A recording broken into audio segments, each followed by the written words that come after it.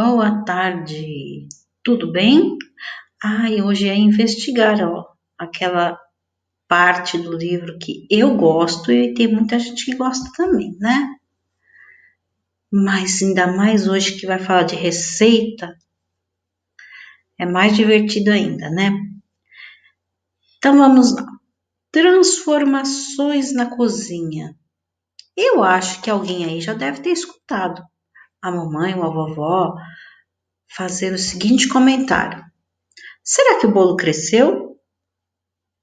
Olha aqui, ó. Primeiro tem a imagem de um bolo, colocando a massa no forno e depois retirando, ó, depois de assado. E aqui do lado, vamos deixar a massa do pão descansar para crescer. Alguém aí já pensou o que é que faz a massa do pão e do bolo crescer?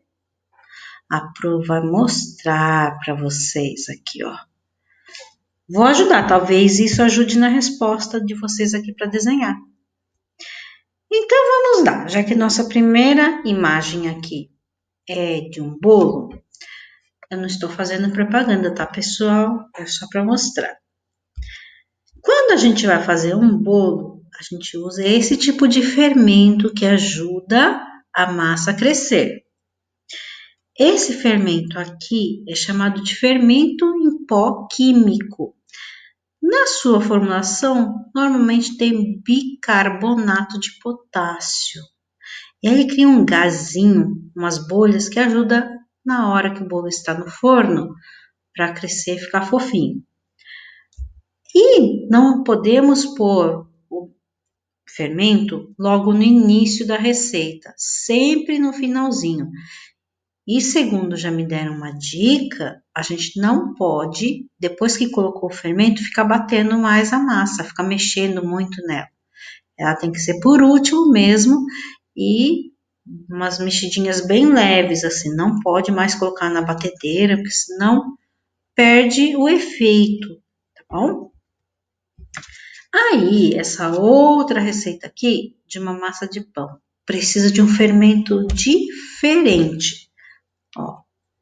Aí precisa do fermento biológico. Perceberam que tem nome diferente, ó? Fermento químico e fermento biológico.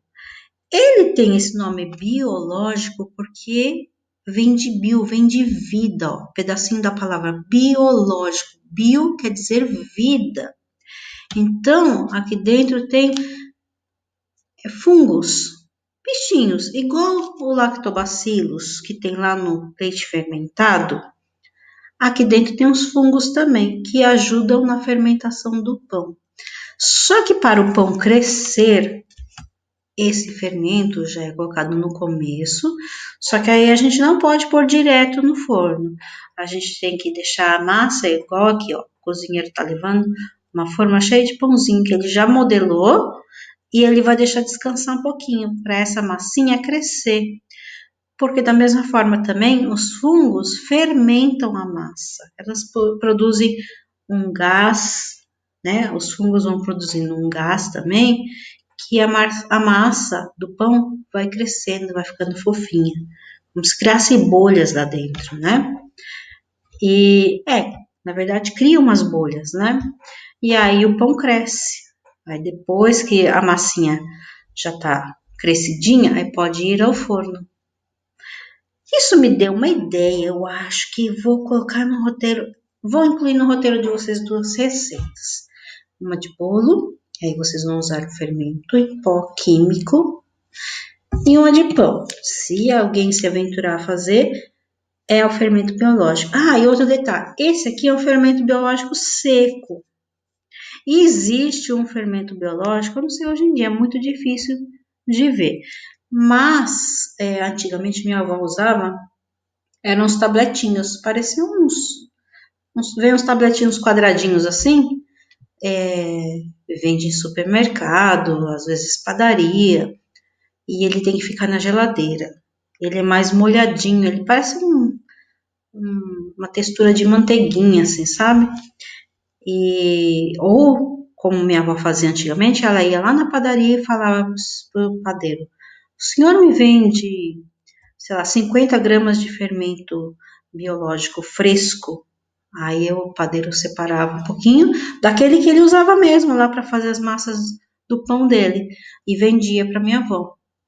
Então, existem dois tipos de fermento biológico: o sequinho, que vende nesses saquinhos assim, e o fresco, que tem que estar na geladeira, e ele parece uma massinha assim. Mas os dois têm o mesmo efeito para fazer a massa do pão crescer. Pronto, ai, me deu até fome agora, sabe? De falar tanto de bolo e pão. Depois eu deixo lá para vocês uma receitinha. Beijos e até a próxima aula.